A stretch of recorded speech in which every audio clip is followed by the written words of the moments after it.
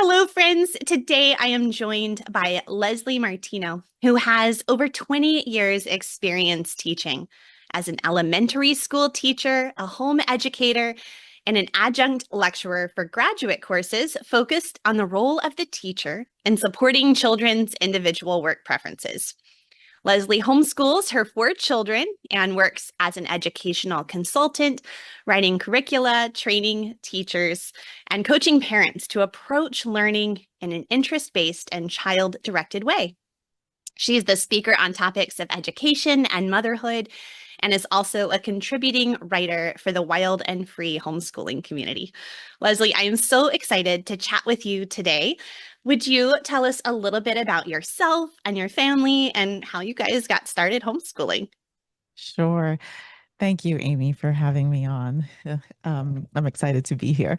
So, as you said, my family, four children, my husband and I, we live in Central Florida, and I am an educator. I've been an educator for a while, and I think before we even had children, we originally are from New York, and so when we moved to where we are now in Florida, I was looking for educational environments that I knew I could thrive in, and at that time, there wasn't a lot that I was finding. And I remember us having conversations early on before we were even parents. Um, let's just homeschool. Let's create what we're looking for. And so that was always like in the back of our minds. And then um we just sort of, when my oldest became school aged, it was just sort of like, oh, I guess we're homeschoolers, That's how it started. It's really fun to hear that. My husband and I were both homeschooled growing up. So I Oh, was wow. homeschooled through graduation, and my husband was homeschooled through seventh grade. So when people ask us, like, why did you decide to homeschool? I was just sort of not a big decision for us. We had both had such a positive experience being homeschooled, and we talked about it before we got married, and it just sort of felt like a very natural, organic decision. So, and I loved what you said that you were going to like create the learning environment that you were looking for, which of Yeah. course is one of the joys of homeschooling. For sure. That's really cool that both you and your husband were homeschooled. Like I love to hear stories of adults who have been homeschooled. I really I enjoy it. I love it. I love to hear that perspective. It is really fun too, because we were relatively normal. We turned out okay. Well, what were some of the ways that you've seen your approach to education or just your philosophy of homeschooling kind of growing or changing over the years? Well, it's interesting. I started off wanting to explore ways of learning that I was actually familiar with as a classroom teacher. The schools that I worked in, for the most part, were very non-traditional. It was slow. We focused on deep, rich learning. We had very hands-on sensory type experiences, and the environment there was really about mentoring students in their pursuits of their own self-directed work. And that was very non-traditional for what was going on in the landscape of education at the time, probably still is. Um, but it wasn't long before my husband and I realized that we needed more than that. And we needed to have a stronger sense of why we were doing what we were doing.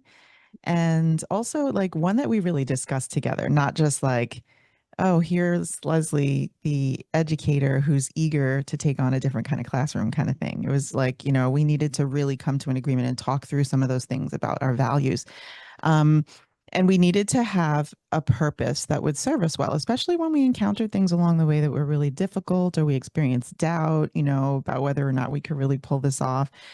And so we had to establish our core values and adapt while we kept adapting to everyone's needs and to changing life circumstances. But in doing all that, I came to the realization that the time that we're spending with our children is a gift. It really is. And it wasn't about the things that we typically worry about, the right curriculum or the right educational philosophy or style. But it was something more broad, yet more meaningful. And what was most important became a combination of ideas that I had been exploring as a classroom teacher and things I was also learning from mistakes I was making. So my approach incorporates my values around learning and family life. but I really wanted to slow down to savor the best parts of the experience. I love that it started with a why. Hmm. A lot of times, homeschoolers, new homeschool moms, they'll just jump right into doing all the curriculum research, right? Or trying to come up with the perfect plan. But how important it is really to start with your why, both as an Hmm. individual and as a partner with your husband, because that's what keeps you going on those days when things are tricky or maybe they're Hmm. not working out the way you thought they would. You can go back down to those core Hmm. family values. And that ends Yeah, up giving you that perspective. for sure. And you have to be explicit about it out of your own mouth in your own mind because you yourself forget those things when you're in the middle, and you have to constantly remind yourself, you know, and you have to make your life line up to what it is that you truly value. You can't just say that and then not be explicit about what you're doing with it, you know. Yeah, it's a lot easier to say than to apply sometimes. Exactly. Well, Leslie, what have been some of your favorite parts of homeschooling over the years? I would say hands down the connection that we're able to build in our relationships with each other. Um, I think that that has been like that's so high up on the list of one of the things that I truly enjoy, one of my favorite parts of homeschooling. But it's also the time that we have to get to know our children as individuals, and included with that is like getting to know their learning styles, their personalities, their strengths, their interests, you know, how they approach challenges, their sense of humor. um, just to have the time to really know those things intimately really is something that I love. I love having the freedom to explore in depth the many things my children care about, you know, for their own reasons and goals. You know, um, when I think about like how that compares to the classroom, you know, of course we cared about the children, we cared about their interests, but you don't have as much time, you know, to do that with a great deal of kids. Um, and I love the time that we have to do that at home, and just the ability to structure our days around natural rhythms of focus, intensity, energy, fatigue. You know, like we live life basically, and homeschooling is a part of it. And I think also I would say for me, I really enjoy getting to do things with my children that fill me up and make me excited, and to introduce them to things that are areas of passion for me. Like that's been really fun. It is, oh, well, sometimes I call it brainwashing, kind of a little tongue in cheek, but all the Wow. things that I'm really excited about, I love being able to pass on that enthusiasm to my children. Hmm. And that's what makes each unique homeschool family just a little different, like a little quirky. Hmm. It's your family's Yes. personality, right? And that's good. Hmm. Not everyone is gonna geek out over Shakespeare or Homer like I do, but that's okay. But it's fun to get to share that with my children and then see our Exactly. family. We have our own little inside jokes, our own inside Hmm. quotes that just are part of building that family culture, that community and connection. Yeah, and the thing that I love is that we do that with each other. Like I get to share my quirky, you know, interests with them, and they share theirs with me. Like I know things that I would never know if it weren't for my children. You know, just like some of the things are just random, and some of them, you know, I always call my even my daughter. She's like our resident bird nerd, and like, if there's ever a fact I wanted to know about any bird, I just turn to her and ask, and 9 times out of 10, she knows it. And it's like, and then I know it after that, you know, and that's fun. That's fun to do that together. It is, it really is.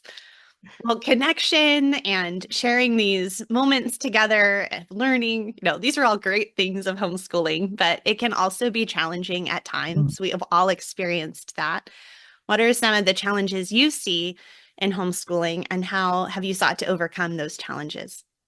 That's a really good question. I think that one of the big challenge, or it's very like global, maybe like a big picture. I think for me, um, is not having all the answers to some of your most pressing questions.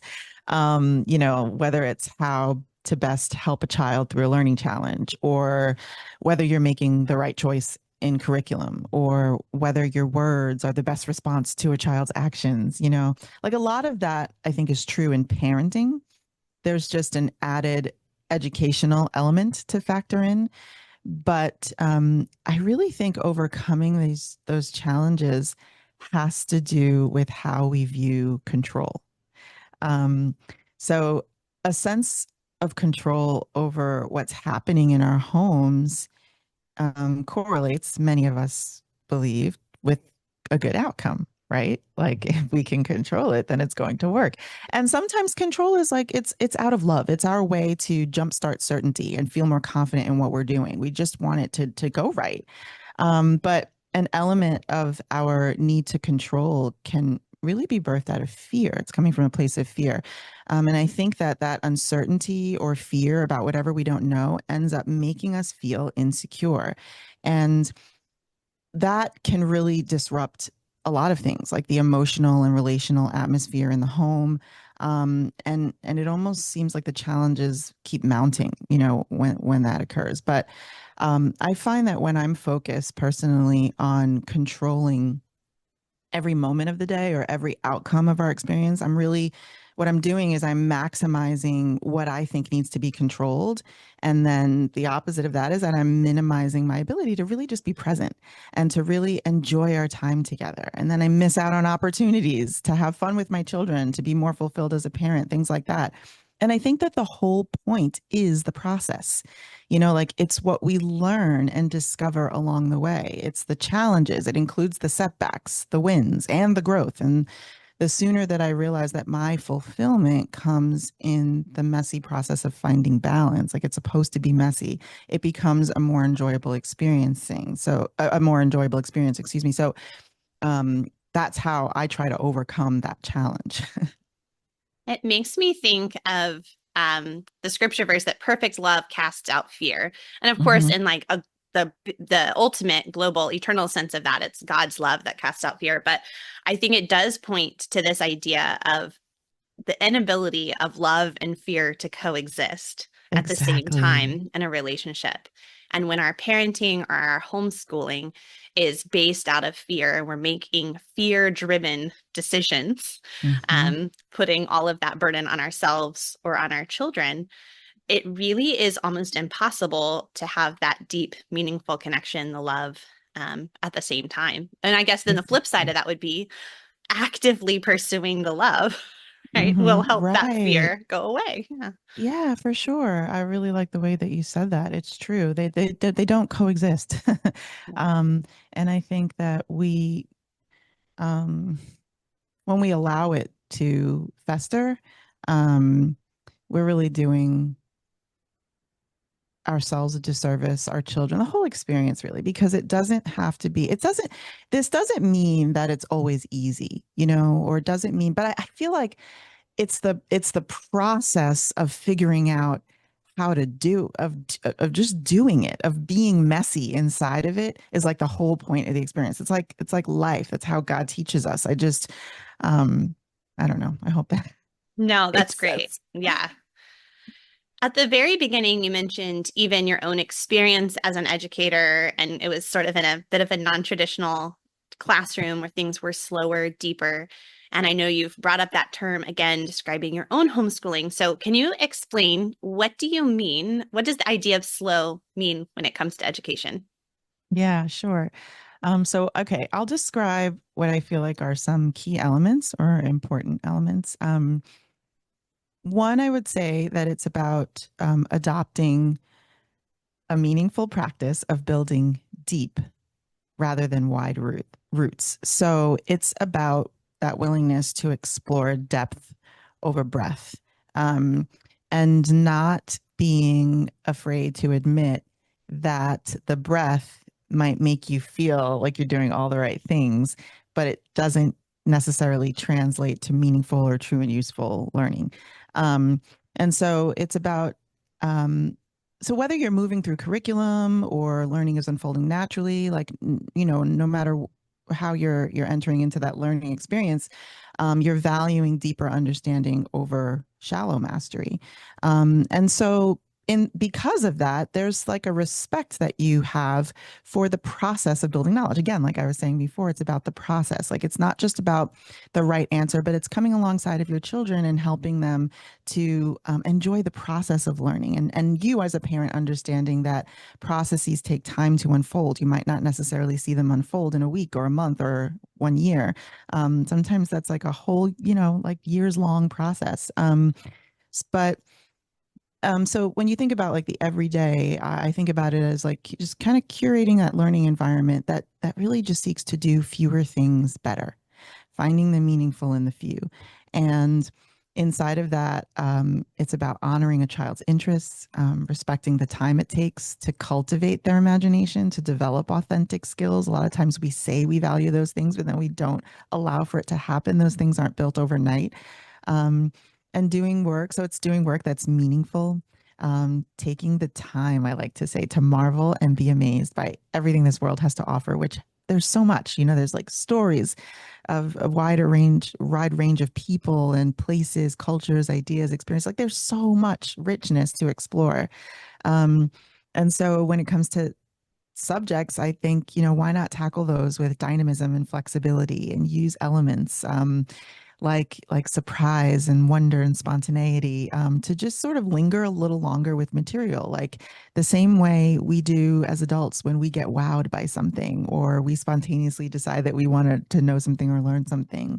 Um, so I believe it's important to create the kind of space in the day that also adds a sense of peace and a margin for adventure. Like, because sometimes we just fill our day with way too much. And then so we like forget about slowing down because there's no space to even think about doing that.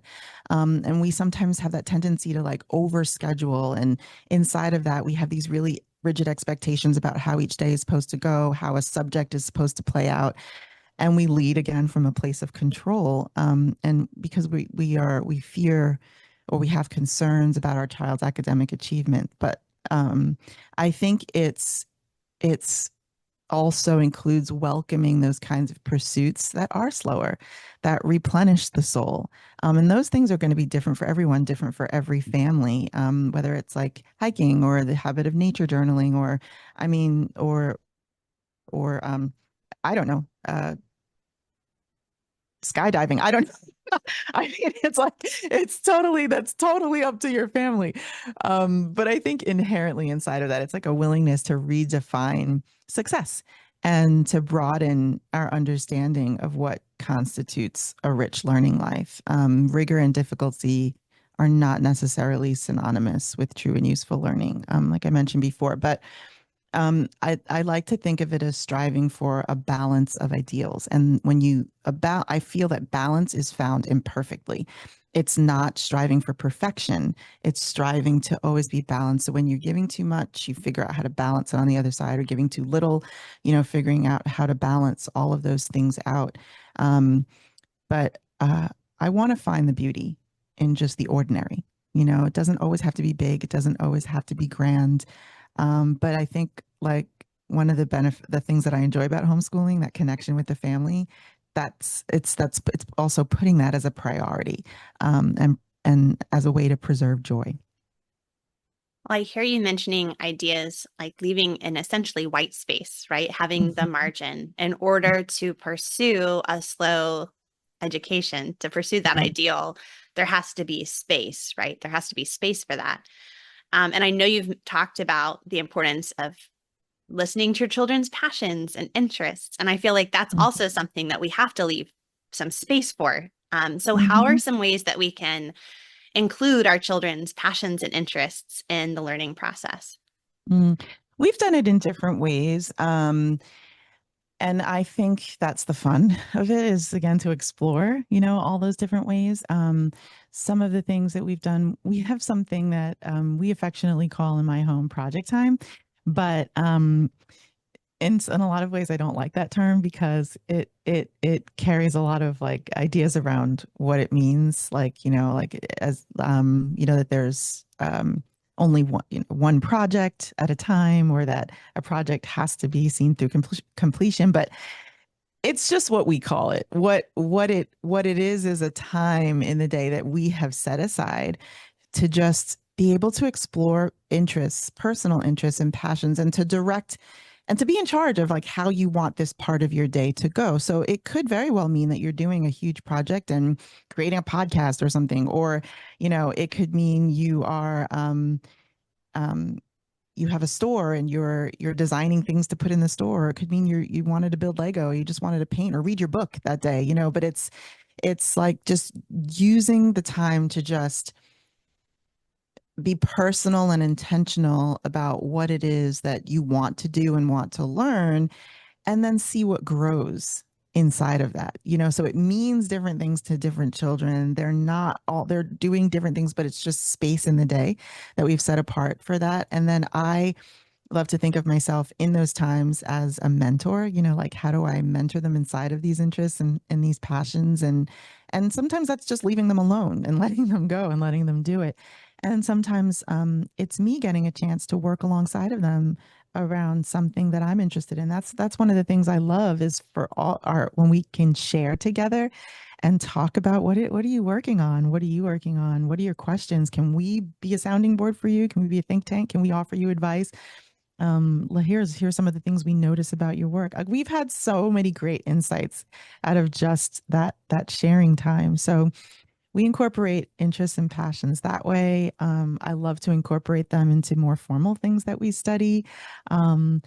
It's just like in my bones. I can't not do it. It doesn't matter if I'm using like a curriculum that says do this. I'm going to be like, do you want to do this? What do you think about that? Do you want to add to this, or oh, it would be really cool to explore this a little bit more, or what do you want to explore? I love asking those kinds of questions and to invite that sort of personal connection into any learning experiences. So that's some of the ways that we have done that, and the project time piece, um, like I said, changes with the children's ages. With like we've done like a whole morning, set apart for that. We've done like a month. And then not focusing on it for a month, like we've organized that time in different ways. That is so smart. Actually, this is reminding me of kind of the mindset shifting that occurred when I first heard about the idea of morning time, because Mm, I had all these ideals, these things that I were really important to me to include in our homeschool, but I felt like I wasn't allowed to do them first. I had to do all this other stuff first, you know? And so then I would be tired and I didn't want to do it anymore. mhm, Does anybody mhm. else like feel like by the time it's 1 p.m., you're like, okay, It's like, I'm done I'm for the done. day. Right. Once I heard about this idea of morning time, I was like, oh, wait, I can do those first. And so just starting the day, having this time that we were all together and we could include the things that were really important to us and we could do it first, Mhm. really transformed our homeschool. And it took these ideals and brought them into my reality. And I had Yeah. never thought about doing something like that for like a project time, a making time, Mhm. where you can just go ahead and put that on the schedule, like this is just what we do. This is part of our routine. Mhm. And then you don't feel like, oh, that's something we'll get to after we do all the other important stuff, like, no, Yeah. this is a part of our purposeful schedule. And just giving families the freedom to prioritize that. Because if you just say you want to do it, but you don't have a Mhm. plan to implement it, Right. it's probably Yeah, not no, going to it's actually true. happen. And I love the fact that you said that about, creating those types of routines and how your day will flow, because that is something that I love doing. And it does not necessarily look the same for us. There are little things that, like a thread and themes that carry through, but it doesn't look the same from year to year all the time. Um, because I like to think of things like, what is the work that is like really, really meaningful, and put that at the forefront of when energy levels are high, when you feel good, when everybody is ready. Um, and then, coordinating other times of the day where, you know, people are feeling differently with other kinds of work. I feel like you get to tune into those things as a family, and you can, like, we explored. I remember one time I was like really struggling with just getting math done, and I was like, gosh, maybe we should put this at the forefront of the day because I just feel like it's not good. So for a while it was like first thing in the morning, let's just get it out of the way, do math. But then after a while, then we're like, okay, let's do something different. But I love that we get to explore those things. And so sometimes we put that project time at the front of, the forefront of the day, and sometimes we have it on the back end, and sometimes we can just play with that. I love that. Well, play and joy and just this enthusiasm that I just hear like oozing out of your voice as you're talking. But why do you think joy is such a powerful part of a life-giving educational experience? Mm.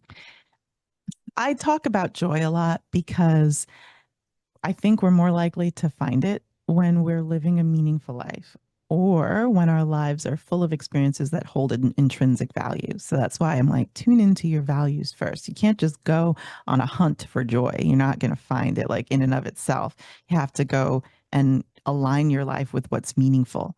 And, you know, in the end, when I think about, slow, it's an effort to be more balanced, right? And balance helps us make better choices for ourselves and for our families that are both sensible and meaningful. So again, it's looking for meaning. And I think it's out of that place that we will actually experience a lot of joy.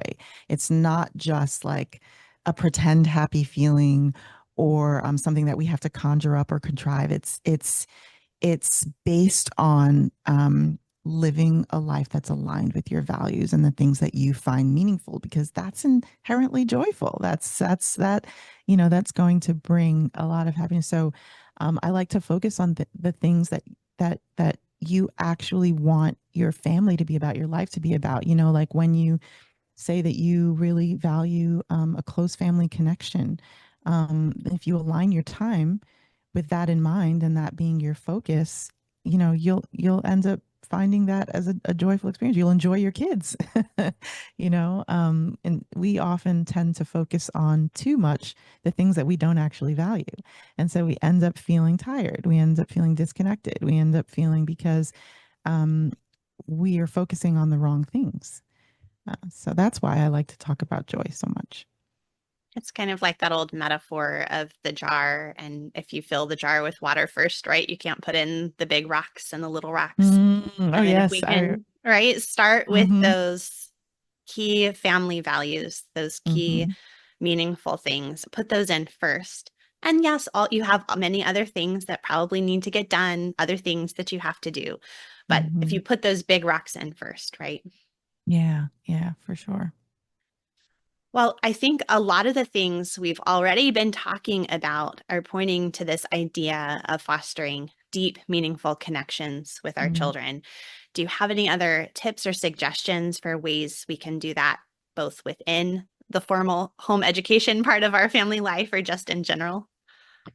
Yeah. So whenever I think of connection, I think about just with anyone, right? Like connection with a child, connection with a spouse, connection with a friend. What are the ways that connection happens, or what are the ways that connection can be felt? And it happens through different sorts of what I think of as layered experiences. Like there's mental, emotional, physical, there's like all these different layers of connection.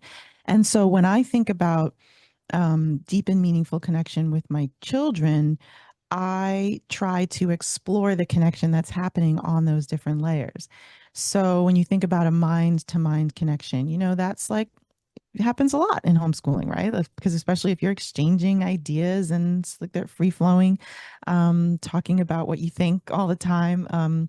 But it occurs through much of the time it occurs through conversation, and it happens really easily around shared interests or whenever two people can share their thoughts or engage in joint challenges of the intellect, things like that.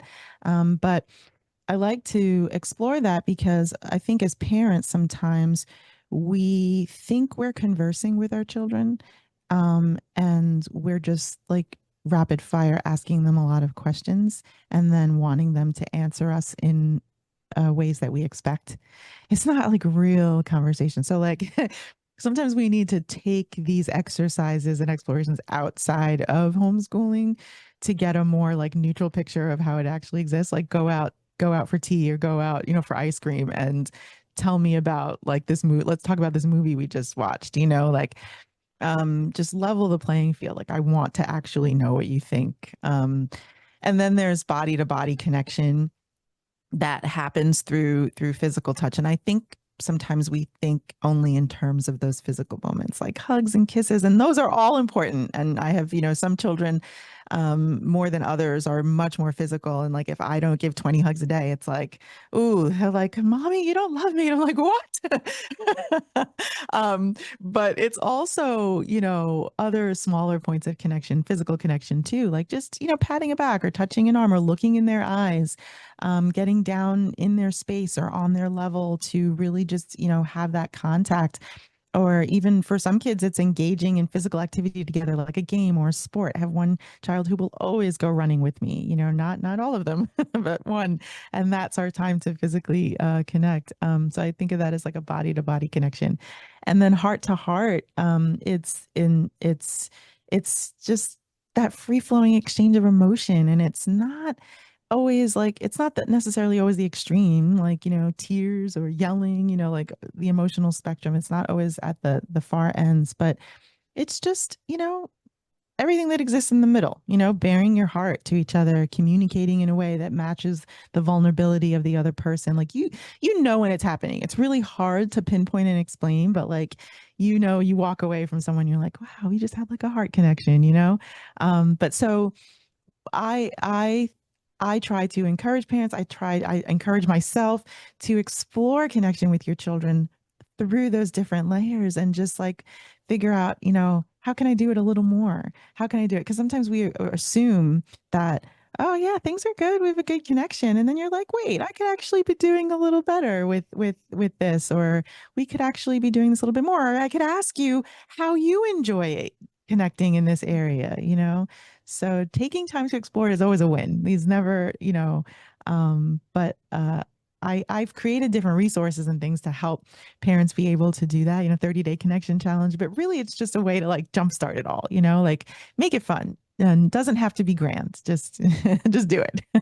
That is a good reminder. I think sometimes we build it up too much in our head, and just Mhm. start somewhere. Do the imperfect thing, Yes. do it badly, but just get started, right? Do it badly. I like that. Yes, just start. It's really funny because my youngest son, he's 9 now, and he's been going through cancer treatment for the past year. And he's always been like a more touchy-feely kid. You have some kids who they're like, just don't touch me, and other Right. kids who want to be right next to you all the time.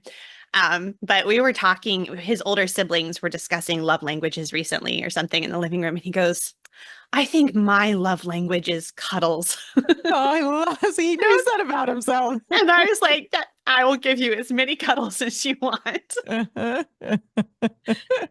Oh, Leslie, this has been so lovely. I know this is going to be encouraging for so many moms. But before we end, I wanted to ask you the questions I'm asking all my guests this season. And so the first is just, what are you personally reading lately? Hmm. So currently, right now, I am reading. I'm doing two things. I'm preparing for a book club. We have a book club for it's children of all different ages, and one of the ways that I prepare like what all the books are going to be is I do a lot of reading in the summer, and so I'm reading an assortment of children's books right now, young adult fiction, middle grade fiction, like all different things. And so I'm reading Jack Zulu and the Girl with the Golden Wings by J.C. Smith and S.T. Smith, and then I'm also reading. Not fiction, but just for myself, it's The Opt Out Family by Erin Lochner. And it's about your family's approach to social media, screen time, and technology.